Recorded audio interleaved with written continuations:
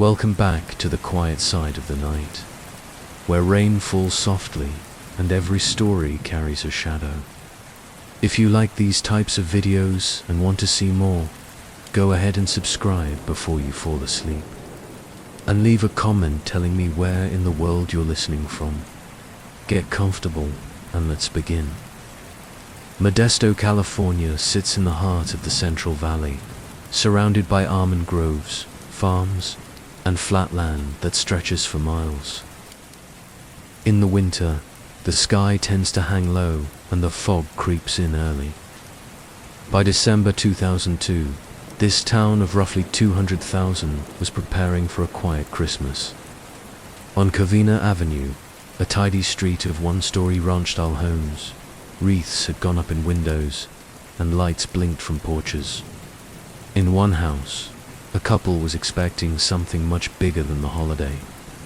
Scott and Laci Peterson had been married for 5 years. Their home at 523 Covina was small but charming. A pale blue house with white trim, a brick walkway, and a lemon tree in the backyard. Inside, everything had been prepared for the arrival of their first child. The nursery had been painted. Baby clothes were folded neatly in drawers. The couple had already picked a name. Connor. Laci, then 27, was 8 months pregnant. She was warm, high energy, and detail-oriented, known for making lists and organizing events. She had studied ornamental horticulture in college and loved gardening, decorating, and entertaining. People remembered her as bubbly, affectionate, and generous. Friends said she lit up around children, and she'd long wanted to be a mother. Her pregnancy had gone smoothly, and she was looking forward to maternity leave from her substitute teaching job. Scott was 30. He was tall, well-groomed, and often described as charming and easygoing.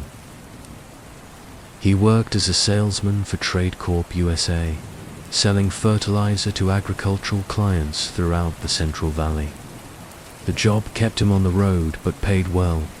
He was regarded by many as the all-American husband, clean-cut, polite, ambitious.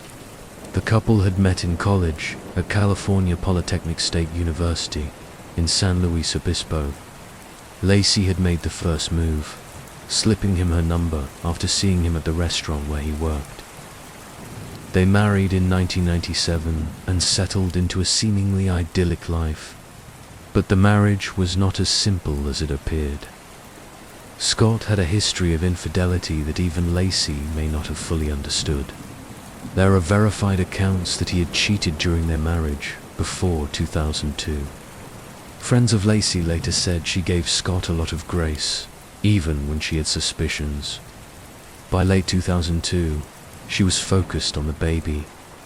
Her family recalled her being happier than ever. She decorated the house for Christmas. She filled out a gift list.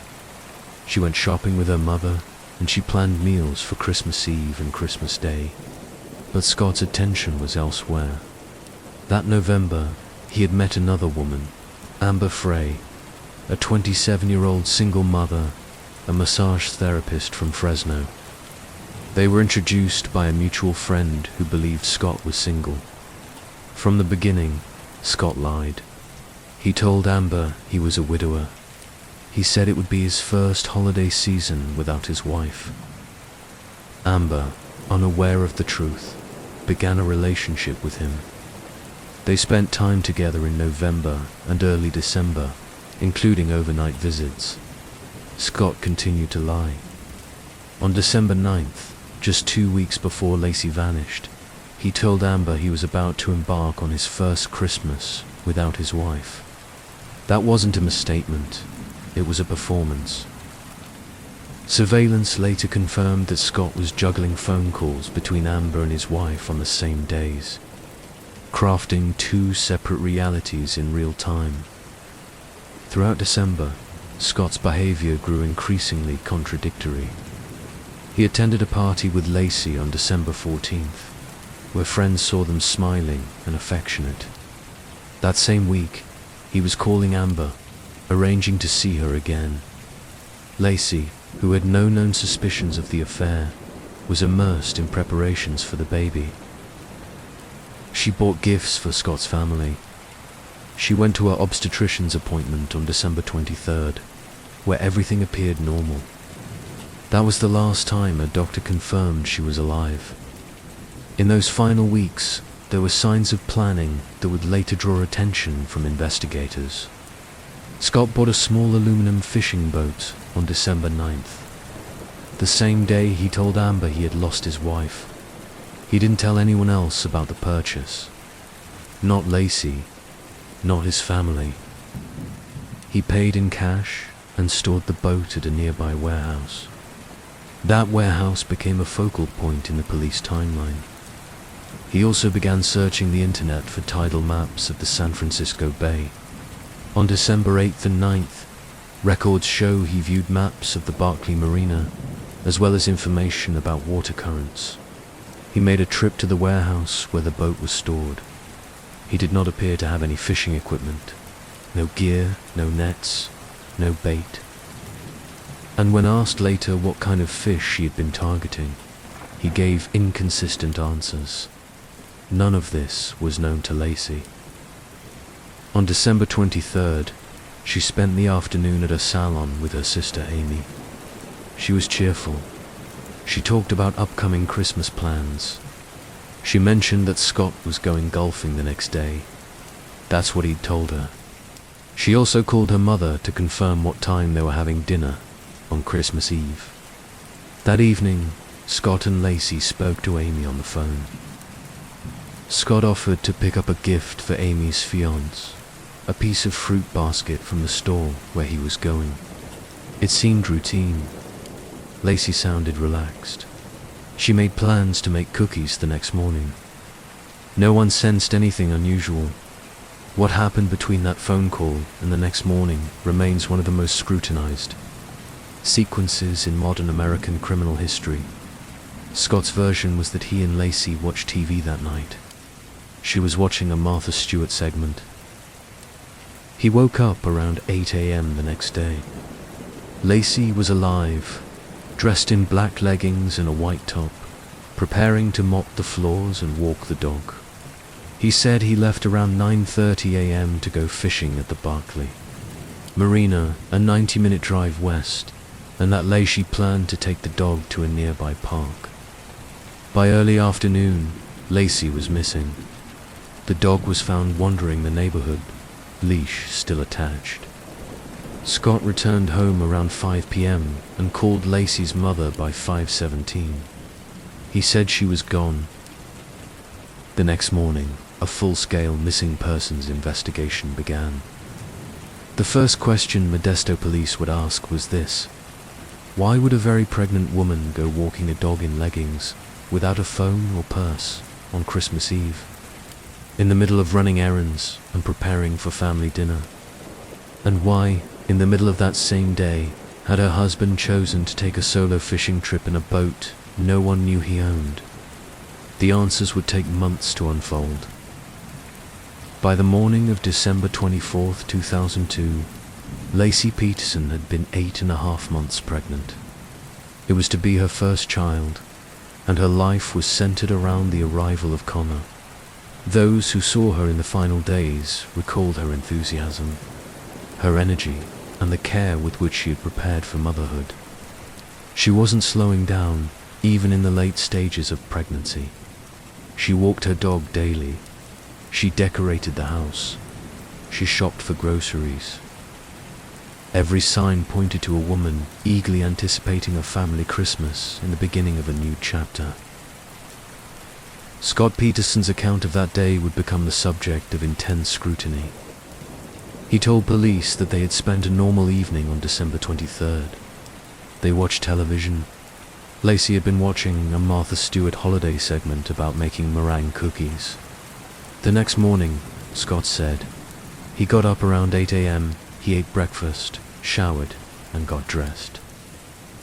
He told detectives that Laci was also up, wearing black maternity pants and a white shirt. She planned to mop the floor, bake cookies, and walk the dog. Mackenzie, before preparing for dinner with her family later that day. Scott said he left the house around 9:30 a.m., puttering around a bit before heading to his warehouse on Emerald Avenue. That's where he kept his recently purchased 14-foot aluminum fishing boat. From there, he said, he drove west to the Berkeley Marina and launched the boat into the San Francisco Bay. He claimed he fished for sturgeon in the shallow waters off Brooks Island for about 90 minutes, then returned to shore, called Laci and got no answer, and headed home. Meanwhile, a series of small but significant events began unfolding back in Modesto.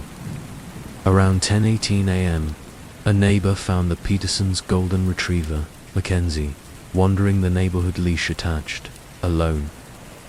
The leash wasn't tangled, and there was no sign of a struggle. The neighbor, Karen Surveys, recognized the dog and returned it to the Petersons' backyard through a side gate. She assumed Laci had accidentally let the dog out. Later that day, Laci's stepfather, Ron Grunsky, and mother, Sharon Roker, expected the couple to arrive for dinner. When Laci didn't show and couldn't be reached by phone, her family grew worried. Scott returned home around 5:15 p.m. He told Laci's mother that she was missing. According to police reports, his tone was calm. He said she had planned to take the dog for a walk, but never came home. By 5:47 p.m., Laci was officially reported missing. Officers from the Modesto Police Department responded to the house within minutes. They began a cursory search of the property. The Christmas tree was still up. Presents sat unopened. Laci's purse, keys, and sunglasses were on the kitchen counter. There were no signs of forced entry. Nothing was broken or out of place. Investigators noted that the scene looked undisturbed and that her car was still in the driveway. Her cell phone was found on a dresser inside the bedroom. By that evening, the first wave of concern had begun to spread beyond the immediate family. Laci's friends and neighbors started making calls and walking the neighborhood. A few people printed flyers. It was Christmas Eve, and most assumed there was a misunderstanding. Maybe she'd fainted or had a medical issue. Maybe she'd gone into labor early. But as the hours passed and there was still no trace of her, the tone began to shift. Police started treating it as a possible missing persons case with foul play suspected. That night, officers sat down with Scott for an interview. It was informal but lengthy. He told them about the trip to the marina, about launching the boat, and about fishing alone. He gave them details about his route, the receipt for the parking ticket at the Berkeley Marina, and explained that Laci must have disappeared while walking Mackenzie. The officers found him oddly composed. He didn't seem panicked. He didn't ask many questions about what police were doing to find her. And more puzzling still, they later discovered, was that he had gone fishing alone in the cold waters of the bay, using a boat that none of his friends or family even knew existed. Over the next 24 hours, the search ramped up. Police canvassed the neighborhood, asking residents if they had seen Laci or anything unusual that morning. Some recalled seeing the dog. Others remembered the gate being open. But no one had seen Laci walking. Ningle confirmed sighting placed her outside the house after the morning of December 23rd. Scott, meanwhile, seemed cooperative at first. He gave police access to the home. He allowed them to search the boat and truck. But he also began to make small, strange moves. He declined to take a polygraph. He began avoiding reporters. When asked by police for more details about his fishing trip, his story began to shift slightly. He said he had gone to get away for a few hours. Then he claimed he had wanted to try out the new boat. He gave inconsistent answers about what kind of fish he had been trying to catch. Modesto detectives began to dig deeper. They learned that Scott had purchased the boat on December 9th, just weeks before Laci disappeared. He paid in cash and never registered it in his name. He had stored it in a rental warehouse a few miles from the house, a fact he hadn't mentioned until asked. Surveillance footage showed Scott at the warehouse the morning of the 24th, backing in his truck, hitching the boat, and driving off. To detectives, this timeline mattered. He had left the house that morning, driven to the warehouse, loaded the boat, and then made the long drive to Berkeley. It was a full day of effort, all for a solo fishing trip on Christmas Eve during his wife's late-stage pregnancy. They found it implausible. More inconsistencies emerged. Scott had told some people he went golfing. Others heard he was fishing. When asked again about the trip, he couldn't recall basic facts like what bait he used or what gear he brought. He said he hadn't caught anything and had thrown nothing overboard. At the same time, Laci's family was organizing a citywide search. Flyers were printed by the hundreds. Volunteers poured in. Police helicopters swept over open fields. Officers checked local hospitals and homeless shelters. They interviewed everyone who had spoken to Laci in her final days. The picture they assembled was one of a healthy, happy woman, looking forward to Christmas and her child's birth, not someone who would vanish voluntarily. On December 26th, police returned to the Peterson home with a warrant. The initial consent search had been basic. Now they needed to examine the vehicles, the warehouse, and the boat in detail. They took computers, phones, and receipts. From the boat, they recovered an anchor and noted that rope was missing. When they asked Scott about it, he said he had made only one anchor and threw nothing else in the water. They searched the house again, looking for signs of a struggle or blood. They found none. No fingerprints out of place, no broken objects, no clear evidence of violence. But they also didn't find any sign of Laci leaving the house on her own.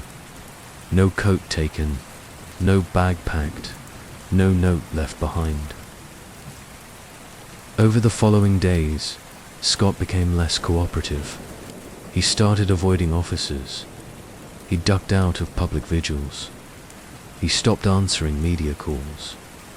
Then, on December 31st, just a week after Laci had vanished, he appeared at a vigil held in downtown Modesto. He stood silently among the crowd as hundreds held candles and prayed. Reporters closed in. Camera shutters clicked.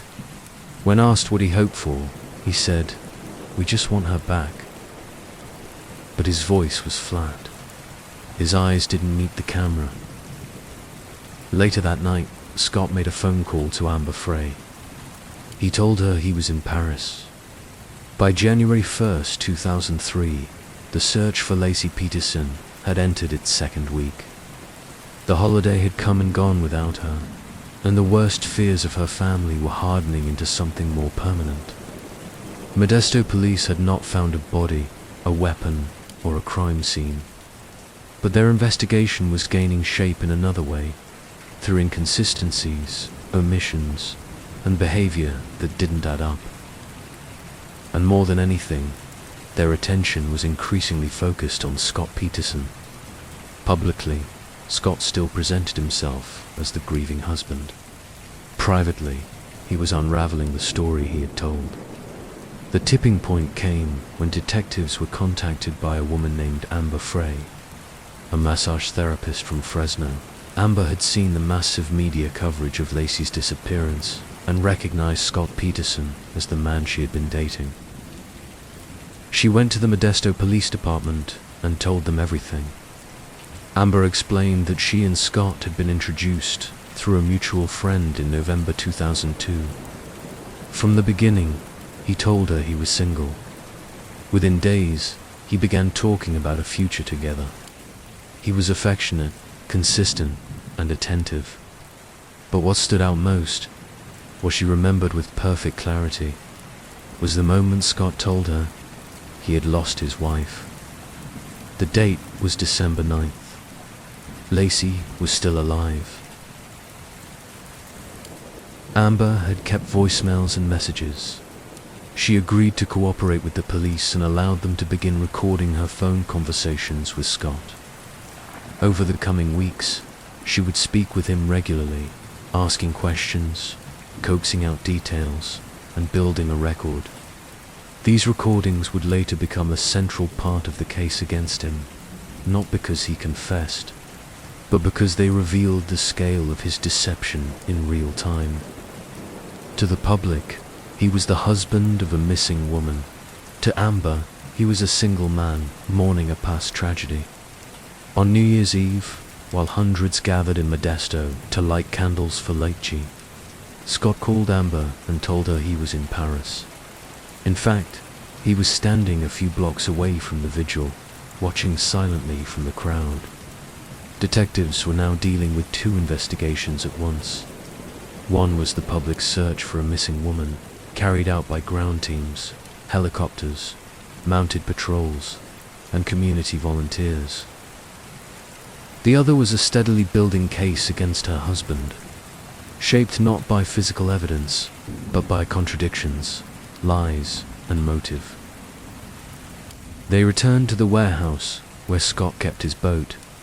It was a quiet, rented space off an industrial road, bare walls, fluorescent lights, little furniture. There, they examined the boat again. It had no GPS, no fish finder, no signs of use. There were scratches on the inside of the hull that investigators found suspicious. They noted the weight and shape of the single anchor Scott had made a concrete disc, molded at home. They also noted that the same type of concrete mix was found in a bucket at the warehouse. Rope of the same variety was in the bed of Scott's truck. Detectives questioned Scott again. They asked how many anchors he had made. He said one. When asked about the missing rope, he shrugged. He didn't remember. Why had he told some people he went golfing that day? He said he didn't recall exactly what he had told each person. The details kept shifting, and the police noted each variation. They also learned that in the days immediately following Laci's disappearance, Scott had begun making inquiries about selling the house. He had sold her car. To police, these weren't the actions of a man in crisis. They were the actions of someone moving on. Still, Scott had not been charged. Laci's body had not been found, and under the law, a person is not presumed guilty because of lies or infidelity. The case needed something more. Physical evidence, a body, a cause of death. Meanwhile, public interest in the case exploded. Local news coverage turned national. Reporters camped outside the Peterson home. Every sighting of Scott was filmed. Every statement from Laci's family broadcast. Sharon Roker, Laci's mother, gave controlled but emotional interviews. She pleaded for her daughter's safe return. She asked for anyone with information to come forward. And though she never publicly accused Scott, her pain was visible. So was her growing distance from him. The Roker family had supported Scott early on, but after learning of the affair from detectives, not from Scott, their trust evaporated. They felt betrayed. Sharon stopped speaking to him. Ron Gransky, Laci's stepfather, grew more vocal in his frustration. The family had worked tirelessly to organize searches, build awareness, and keep hope alive. But Scott, they believed, had been lying from the start. In mid-January, police made another quiet discovery. A neighbor's surveillance camera had captured images from the morning of December 24th. The video was grainy, taken from a garage security system, and showed activity near the Peterson home around the time Scott claimed to have left. Analysts tried to determine whether the footage supported or contradicted his timeline. While not definitive, it provided another data point in the reconstruction of that morning. Amber Frey, meanwhile, continued to record her phone calls with Scott. In one call, he told her he was planning to travel soon to Europe again, he claimed. He still hadn't admitted to being married when Laci disappeared. He spoke in calm, measured tones. Never panicked, never grieving. Just distant and oddly composed. By early February, detectives felt they had a clear theory. They believed Scott had killed Laci in their home on the night of December 23rd or early morning of the 24th. They believed he had transported her body to the warehouse, placed her into the boat, driven to the Berkeley Marina, and dumped her into the San Francisco Bay. They believed he had fabricated the fishing trip as a cover, not to establish an alibi, but to explain why he was in that location on that day. Still, the case remained circumstantial. The boat showed no blood. The house showed no sign of a struggle. The bay was vast, cold, and unpredictable. Dive teams searched the water around Brooks Island, but nothing surfaced. Days passed, then weeks, and still no body. As March approached, the media attention was relentless. News vans lined Covena Avenue day and night. Scott stopped giving interviews. The family's public support had disappeared. The city of Modesto, once hopeful for Laci's return, was now bracing for the likelihood that she had been murdered. What remained was the question of proof. The answer would come from the water. The waters of the San Francisco Bay are murky and unforgiving. Cold, tidal, and constantly shifting, they can conceal nearly anything. For months, divers had combed the area near Brooks Island, just off the Berkeley Marina, where Scott Peterson claimed he had gone fishing on Christmas Eve. They found nothing. The currents were strong. Visibility was poor.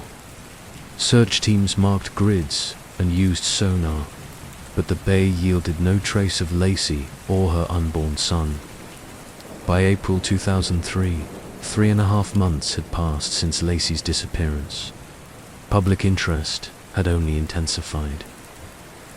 The Modesto Police Department, working with state and federal partners, had poured thousands of hours into the search and investigation. Still, Scott had not been arrested. There was no physical evidence tying him to a crime, but detectives were convinced if Laci was found, it would be in that water. On April 13, 2003, the first body surfaced. It was a small, badly decomposed fetus, discovered by a couple walking along the shoreline near Richmond, about a mile north of the Berkeley Marina. The body had been expelled from the mother's womb. The umbilical cord was still attached. There were remnants of a nylon tape-like material around the neck. The skin was intact in some areas, but there was significant decomposition. The child appeared full term. No name was attached, no identity yet known, but investigators had little doubt who it could be. The very next day, a second body was found. About 100 yards from the first, a passerby discovered the partial remains of an adult woman, a torso without head, arms, or most of the legs. The abdomen was empty. The body was badly bloated and discolored, but certain details were still visible: a maternity bra and the presence of dark hair. The decomposition was advanced, and scavenging by marine life had altered the appearance further, but the proximity to the fetus left little room for doubt. Modesto detectives were immediately alerted. They traveled to the site with forensic teams. DNA samples were taken, and within days the results came back. The remains belonged to Laci Peterson and her unborn son, Connor. The discovery of the bodies changed the case from a missing persons investigation to a homicide. The location was critical. It was less than 2 miles from where Scott had launched his boat. Tidal experts confirmed that, given the time and place of the dumping, the remains could have surfaced in that area after months underwater. The match between theory and discovery was exact. For police, it was no longer a question of if Scott had killed Laci. It was only a question of when to make the arrest. By this point, Scott had moved to San Diego, staying with his family. He remained under constant surveillance. Detectives followed his movements closely, noting unusual behavior. In the days after the bodies were found, before they were officially identified, Scott made a series of odd choices. He traded in Laci's Land Rover. He bought a new vehicle and transferred ownership to a relative. He carried large amounts of cash and several cell phones. He grew a beard and dyed his hair blonde. Investigators believed he was preparing to flee. His family lived just miles from the Mexican border. With no job, no obligations, and a crumbling alibi, the risk of flight seemed imminent. The decision was made to act. On April 18, 2003, Good Friday, Scott Peterson was arrested in the parking lot of a golf course. He was driving a Mercedes-Benz, registered to his mother. Inside the car, officers found nearly $15,000 in cash. For cell phones, multiple changes of clothes, a map of California with Mexico highlighted, and a false ID belonging to his brother. He had camping equipment and a shovel. The arrest was calm. Scott did not resist. He asked no questions. That same day, Modesto police held a press conference. Chief Roy Waston confirmed that the bodies were those of Laci and Connor Peterson, and that Scott Peterson had been charged with 2 counts of murder. The announcement brought a surge of public response. Some of relief, some of anger, all of it emotionally raw. After months of watching a family suffer, the public now had a suspect, a motive, and a pair of victims whose final journey had ended in the dark waters of the bay. The prosecution moved swiftly. District Attorney James Brazelton announced they would seek the death penalty. California law permitted capital charges in cases of multiple murder and cases involving the murder of a fetus. The case of Laci and Connor met both criteria. Prosecutors alleged premeditation. They argued that Scott had killed his wife in order to escape the responsibilities of fatherhood and pursue a new life with Amber Frey. Amber, by then, had become one of the most important witnesses in the case. She had continued to cooperate with investigators long after the initial phone calls. She had provided access to dozens of conversations. In them, Scott never confessed, but he lied repeatedly. He told Amber he had been traveling in Europe, attending events, making business deals, and grieving a wife who had not yet been reported missing. In one recording, as helicopters searched for Laci near his house, he assured Amber that everything was fine and that he would see her soon. The contrast between Scott's private and public behavior became a central element of the prosecution's theory. They could not produce a weapon. They could not say how or where Laci had been killed. But they could point to motive, planning, deception, and opportunity. The affair was not incidental. They argued it was the reason. Amber Frey had not caused the murder, but she had revealed the double life that preceded it. In the weeks after Scott's arrest, the Peterson case reached a new level of national obsession. It had already dominated headlines, but now it became a fixture of cable news. Legal analysts dissected every motion. Journalists interviewed neighbors, friends, former classmates. The story hit every nerve. A beautiful young woman, a suburban home, a picture-perfect marriage, unraveled by betrayal and death.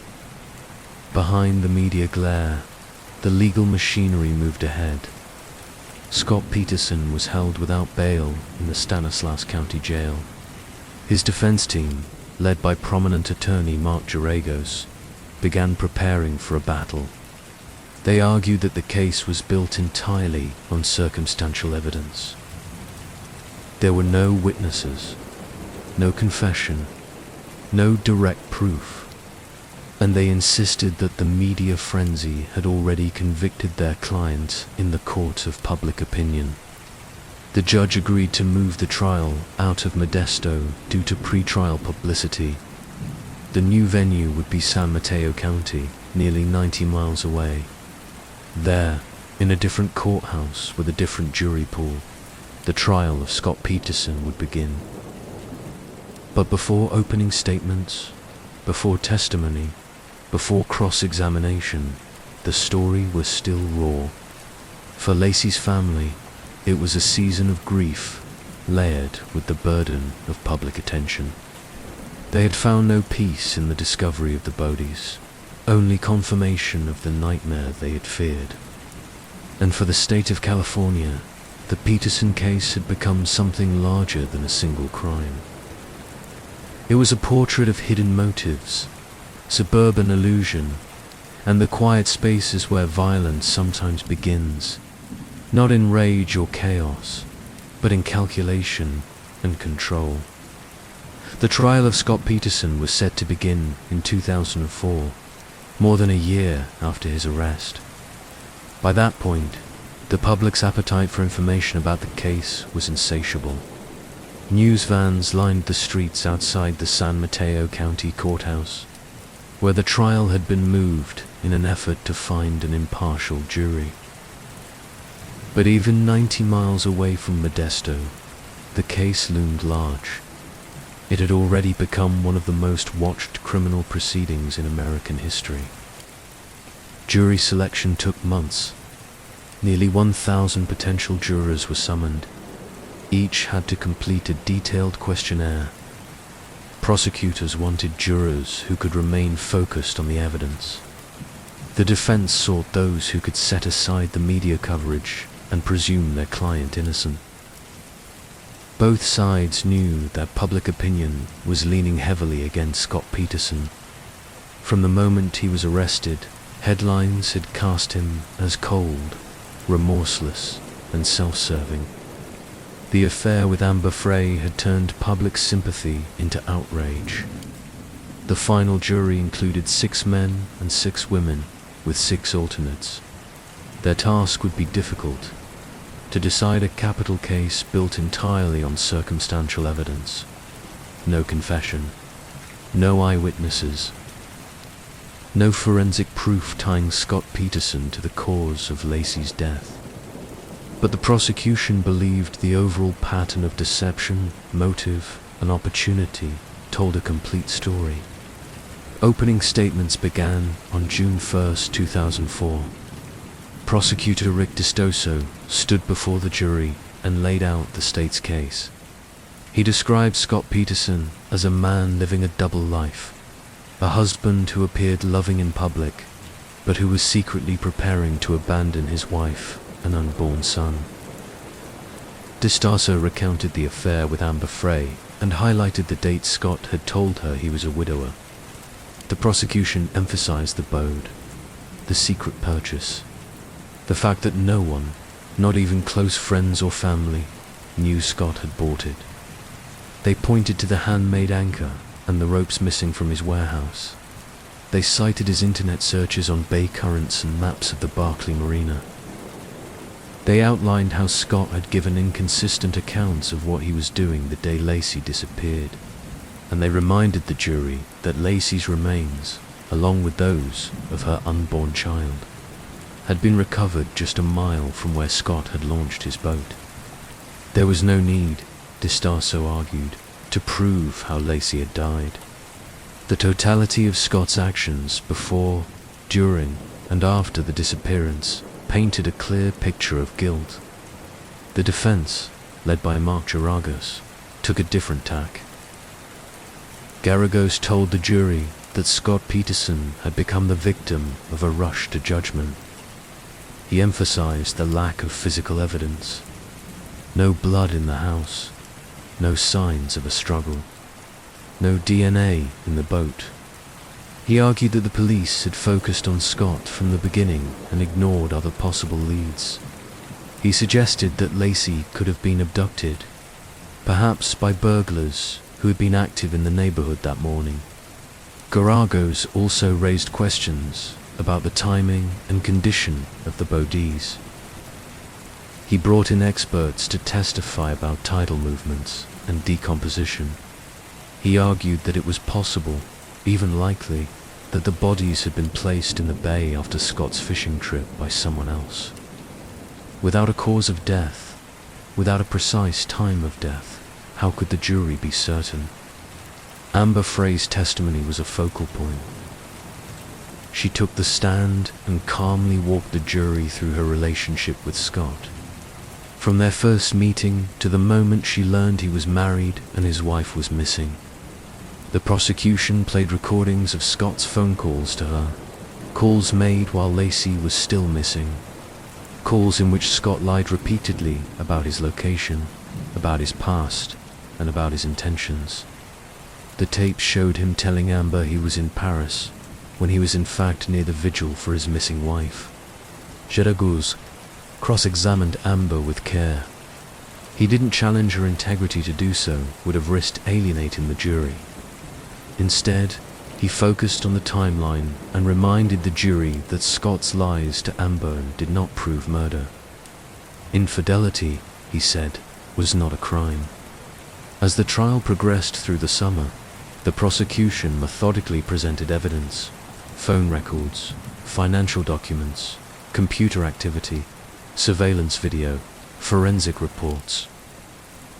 Each piece was small, a search query here, a receipt there, but the cumulative weight built toward their central theme, that Scott Peterson was not where he claimed to be, that he had prepared for Laci's disappearance, and that he acted in ways inconsistent with a husband desperate to find his wife. One of the prosecution's key witnesses was Dr. Brian Peterson, the forensic pathologist who had conducted the autopsy. He explained the condition of the bodies, noting that the fetus had a plastic tape-like material around its neck. There was no evidence that the child had been born alive. The cause of death for Laci remained officially undetermined. The body was too damaged, the torso incomplete. But prosecutors argued that this didn't undermine their case. What mattered was that the bodies had been placed in the bay, near the spot Scott had visited, and remained undiscovered for months. The defense tried to rebut the physical evidence. They brought in marine biologists and oceanographers to discuss tidal drift. They argued that the currents could have carried the bodies from another part of the bay entirely. They suggested alternative theories, including a burglary gone wrong, and they emphasized the absence of direct evidence again and again, reminding the jury that the prosecution could not tell them how Laci died, or when, or with what. Courtroom observers noted the jurors' attention. They took notes, watched closely. The trial was long, nearly 6 months of testimony. Cameras weren't allowed inside the courtroom, but daily reports kept the public informed. News shows ran nightly recaps. Outside, protesters gathered. Some held signs declaring Scott guilty. Others demanded a fair trial. The Peterson case had become more than a criminal proceeding. It had become a cultural event. Inside, the judge worked hard to keep proceedings steady. Emotions ran high at times, especially when the Roca family sat in the front row, listening to the dissection of their daughter's final moments. Sharon Roca and Ron Grunsky maintained a quiet presence. They didn't speak publicly during the trial. but their grief was visible, constant, and deeply affecting. By the time the defense rested its case, the jury had heard from more than 170 witnesses. They had reviewed maps, charts, recordings, and photos. They had listened to dueling experts, each interpreting the evidence through a different lens. The prosecution had never wavered. Scott Peterson had planned the murder, carried it out, and disposed of the body in the bay. The defense had stuck to its core argument. No matter how suspicious Scott's behavior, suspicion was not proof beyond a reasonable doubt. In early November 2004, both sides delivered their closing arguments. D'Stosso summarized the case as a pattern of lies. He told the jury that Scott had wanted out of his marriage, had fallen in love with someone else, and had decided to eliminate his obligations.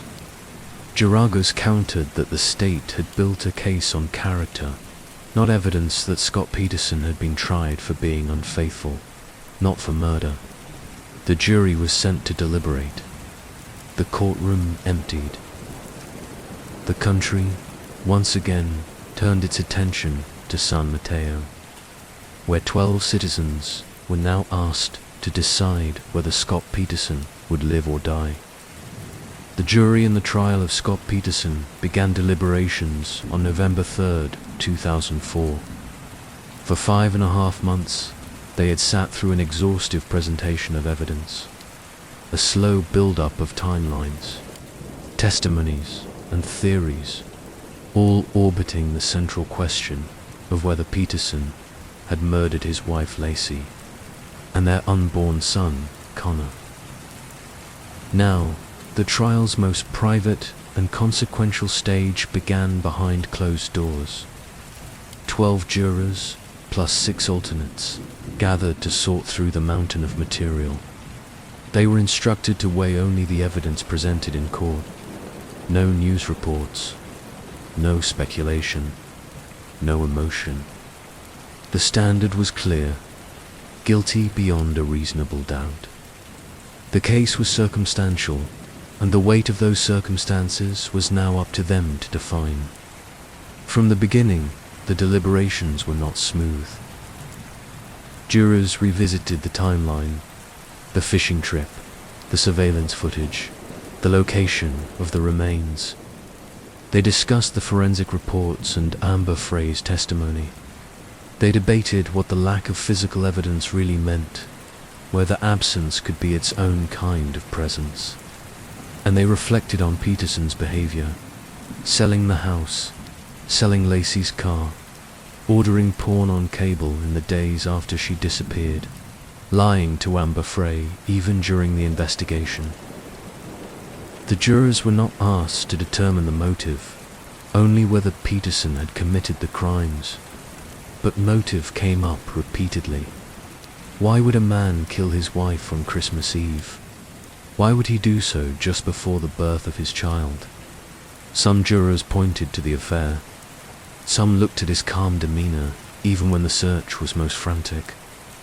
Others returned to the singular fact that the bodies were found exactly where Peterson had gone fishing, and nowhere else. On November 12, 2004, after a week of deliberations, the jury reached a verdict. Security was heightened around the courthouse. The media crowded outside. Inside, families were escorted into the courtroom. Laci's mother and stepfather, Scott's parents. Reporters filled the gallery. The courtroom was silent as the jury foreperson stood and handed the verdict form to the clerk. Scott Lee Peterson was found guilty of the first-degree murder of Laci Peterson and the second-degree murder of their unborn son, Connor. Sharon Roker closed her eyes when the verdict was read. She held her breath. Members of Laci's family embraced quietly. Scott sat at the defense table, motionless. He blinked once, twice, then looked straight ahead. No reaction. Outside the courthouse, a crowd erupted, some with applause, others in protest. It was one of the most publicized verdicts since the O.J. Simpson trial. Cable networks cut to live coverage. Analysts speculated on what the verdict meant for circumstantial cases in the future. Peterson was led back to the jail under heavy guard. But the trial was not over. Because Peterson had been convicted of capital murder, the case entered the penalty phase. Now, the same jury would decide whether he should spend the rest of his life in prison or receive the death penalty. Sharon Roker took the stand and described her daughter's life. She spoke of Laci's laugh, her plans, and the way she dreamed about motherhood. She described the baby clothes still folded in drawers and the nursery left untouched. She told the jury what it meant to lose not only her daughter, but the grandson she had never met. Ron Gransky followed. He kept his tone steady, but his voice cracked when describing the search. The sleepless weeks, the tips that led nowhere, the night Laci's body was found. He said he had trusted Scott, and that trust had been broken in the worst possible way. The defense, meanwhile, asked for mercy. They presented a portrait of Scott Peterson as a man with no prior criminal record. They said he had once been a good student, a loving husband, and a responsible worker. They argued that his life still held value even after conviction. They tried to draw a line between justice and vengeance. But the prosecution countered that value had to be measured against choice. Peterson had made deliberate decisions to lie, to deceive, to dispose of the bodies. He had not snapped in a moment of rage. He had planned it step by step. And then he had played the part of the grieving husband, even as he continued his affair. On December 13th, 2004, the jury returned again. They had voted unanimously for the death penalty. Some jurors cried as the decision was read. One juror, Rochelle Nice, wrote a note to Peterson as the sentence was delivered. "You were the last person to see Laci alive. You lied, and you knew it. That's why I voted the way I did." The sentence was formally imposed on March 16th, 2005. The judge, Alfred DeLucchi, upheld the jury's recommendation. He ordered that Scott Peterson be transferred to San Quentin State Prison, where he would join California's death row. The courtroom was packed, the air still. The sentence was read. Peterson said nothing. Outside, reporters asked Laci's family for a statement. Sharon Roker spoke briefly, thanking law enforcement and the volunteers who had searched. She said they still missed Laci every day, that nothing would bring her back, that justice had been done, but that it wasn't closure. There was no closure, only loss. Inside San Quentin, Peterson was placed in East Block, where over 500 condemned men were housed in single cells. His days would now unfold under constant surveillance and behind steel bars. But even then, the case was not over. The defense began working on appeals. They filed motions challenging the verdict. They claimed juror misconduct. They argued media bias. They said the trial had been held under a cloud of public pressure that made a fair outcome impossible. And in the years ahead, those arguments would gain traction. After Scott Peterson's 2004 conviction and death sentence, his case entered the appellate system. Like all capital cases in California, it received automatic review by the state Supreme Court, a process that would take over a decade. While public attention faded, Peterson's legal team quietly built their appeal, focusing on errors they believed had denied him a fair trial.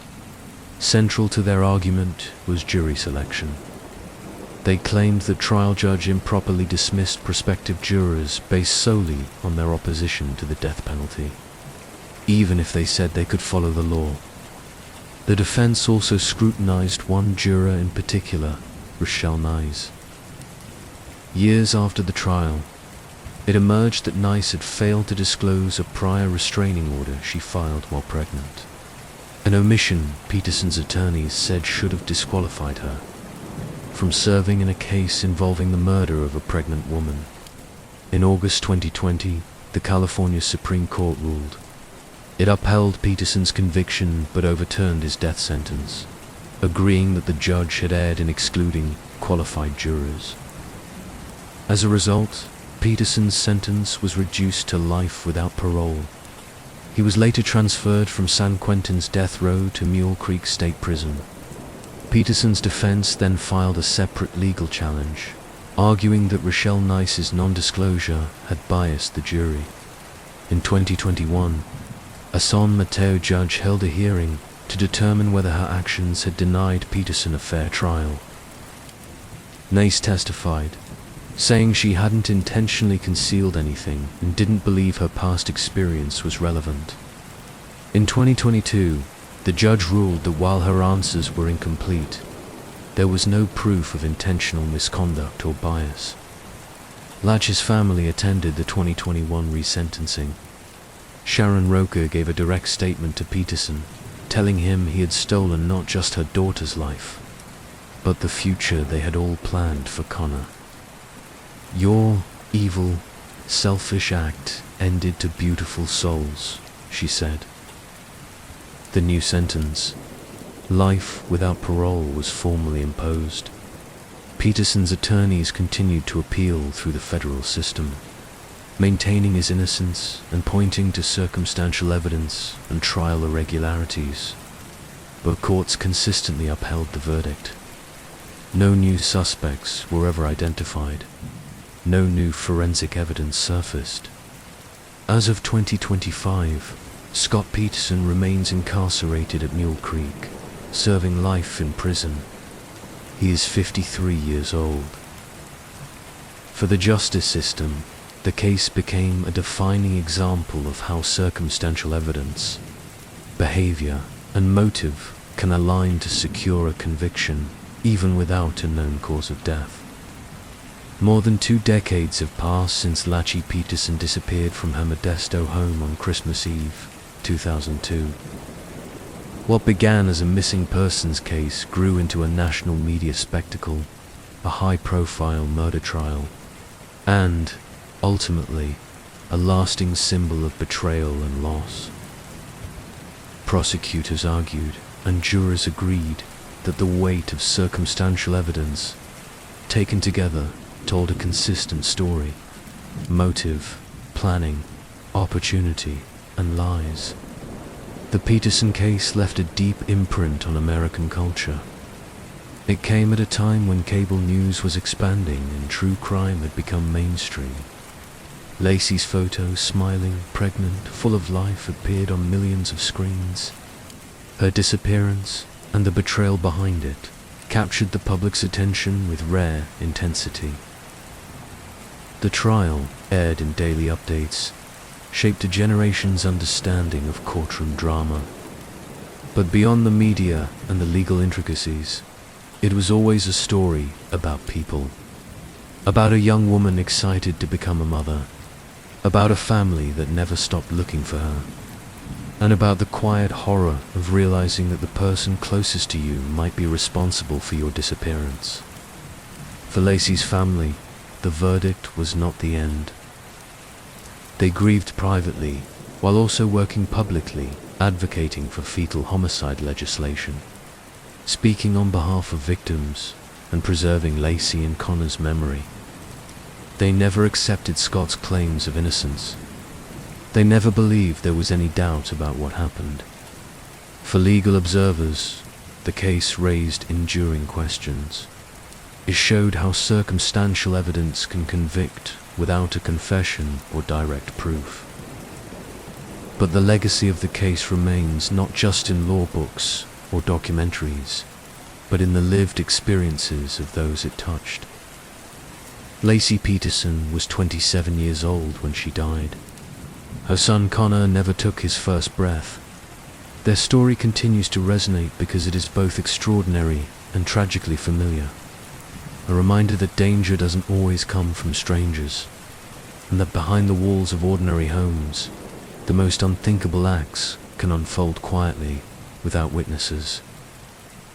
And in the end, what endures is not the spectacle, but the silence that followed, the unanswered phone calls, the gifts left unopened, the space where a life was meant to be